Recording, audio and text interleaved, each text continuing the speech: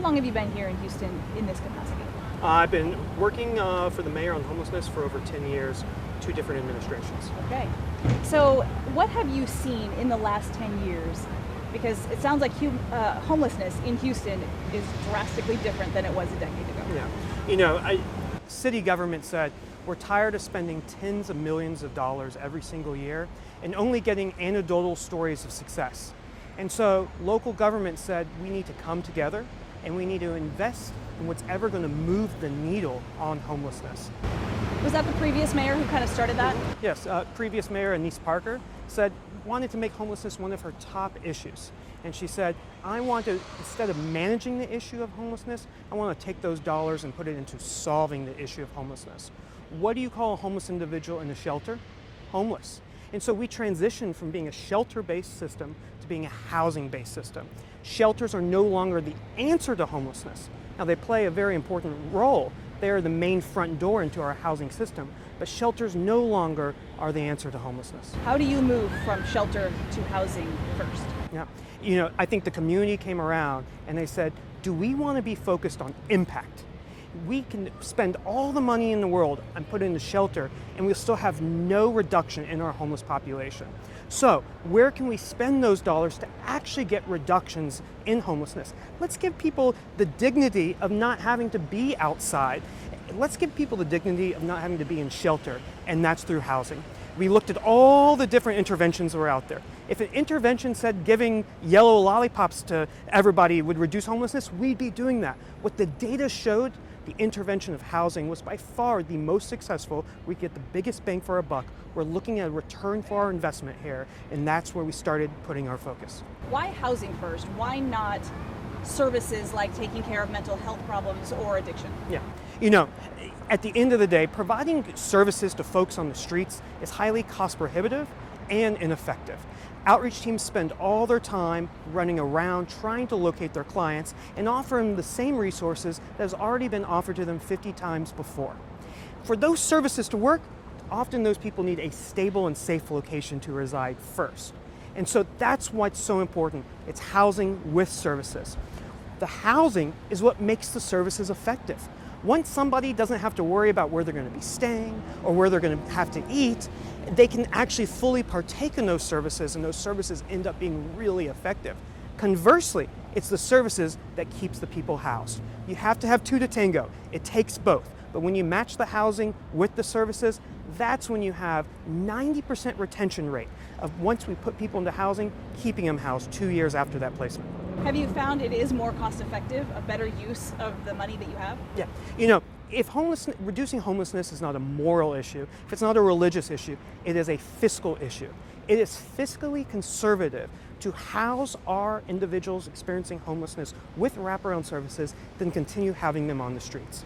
It is more expensive to walk by somebody experiencing homelessness on the streets than just to put them into housing with those wraparound services.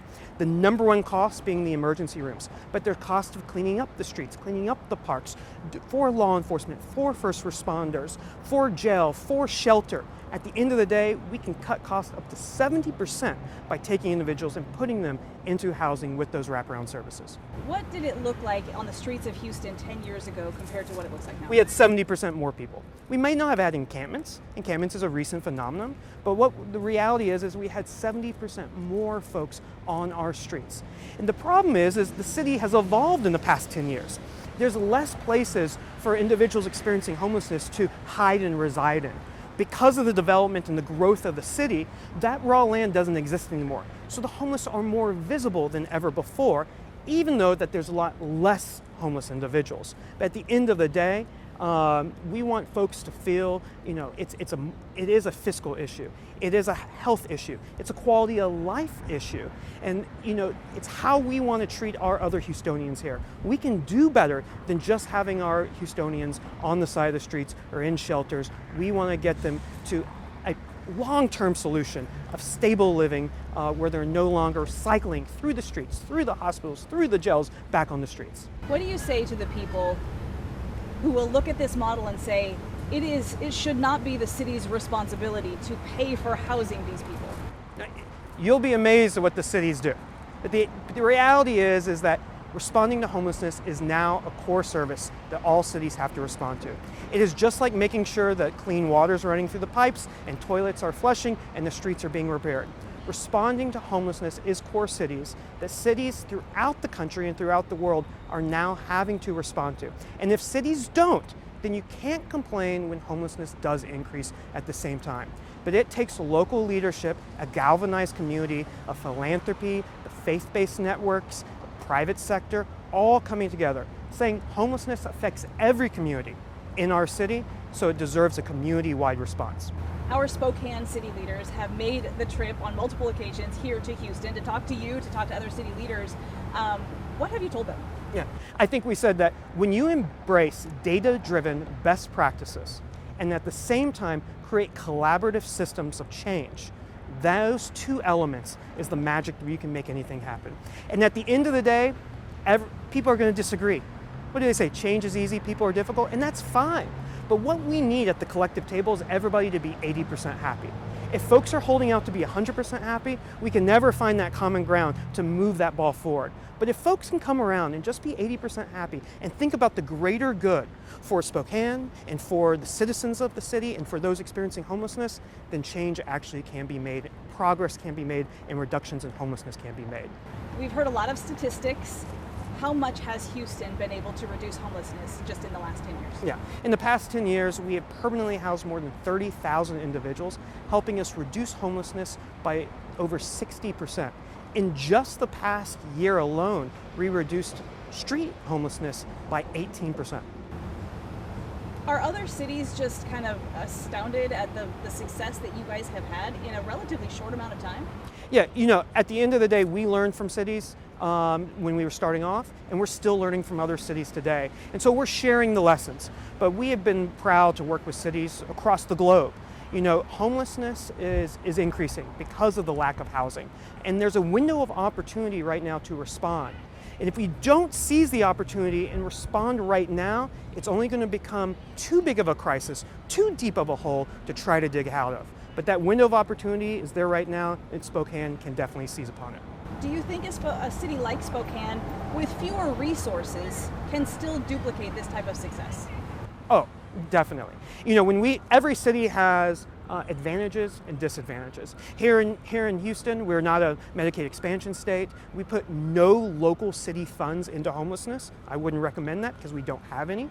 And we barely get any state support. But at the end of the day, we say, we can't complain about all the disadvantages. We have the sandbox that we have, and we got to learn to play in it. And if we can just take all the energy and all the resources that are already being invested, but just invest in a way to drive impact, that's the secret to the sauce. And I've been working with cities all across the country.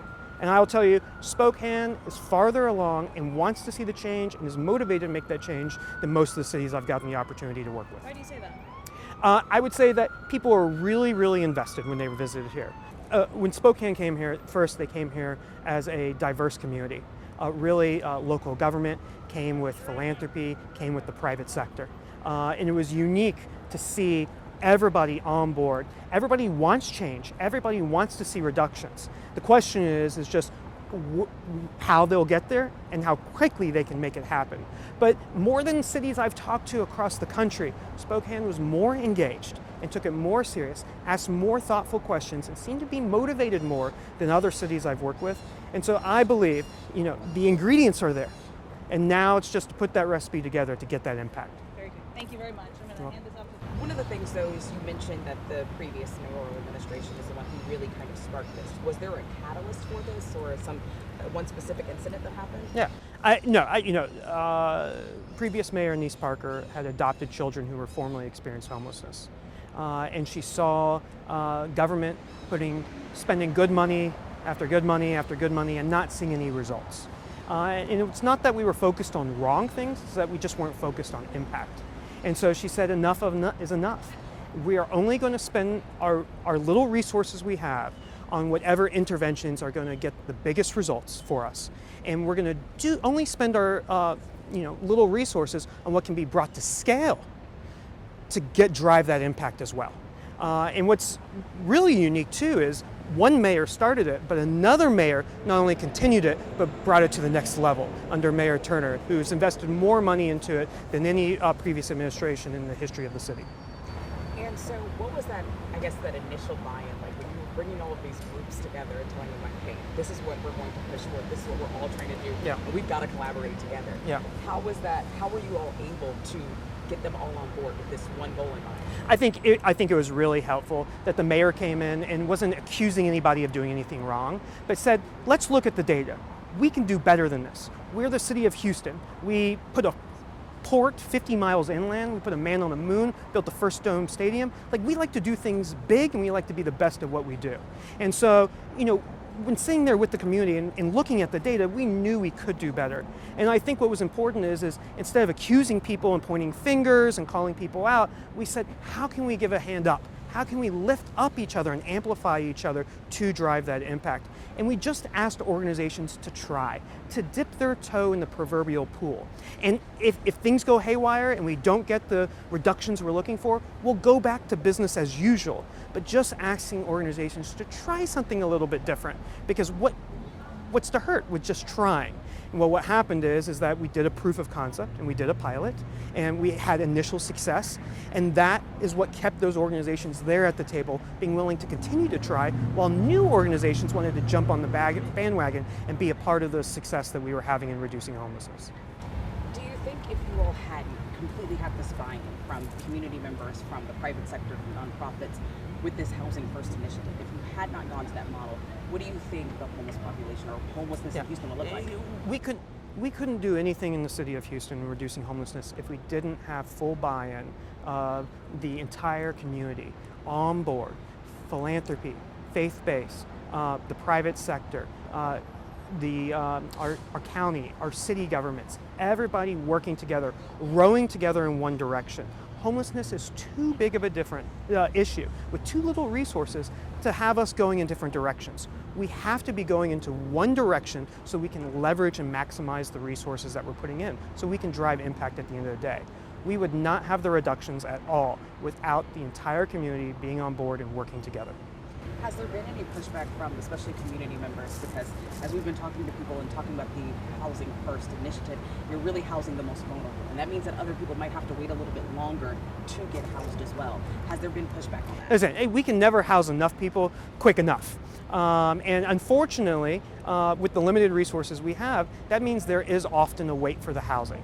But people much rather wait for housing than just be offered a place in a shelter or have to remain on the streets. And so sometimes it's a little bit of a sacrifice for that greater good and that greater gain, for that long-term success at the end of the day, so that we can stabilize lives and reduce homelessness.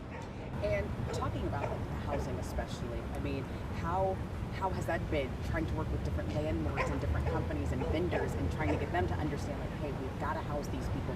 We need places where we can even afford to send them.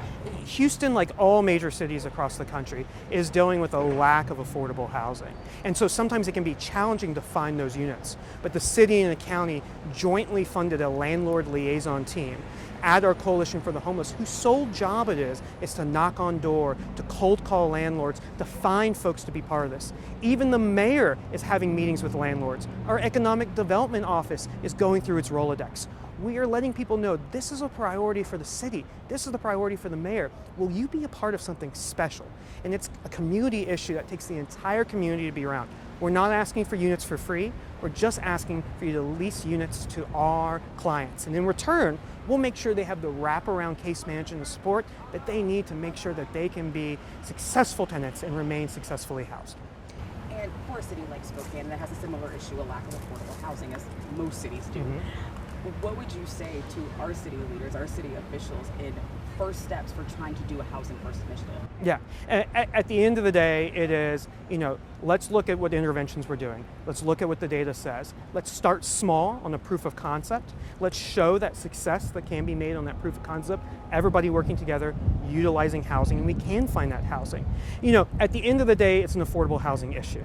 But we still have to learn how to house the people who are currently homeless right now, regardless of the market. And so you do that by buying your way into the market.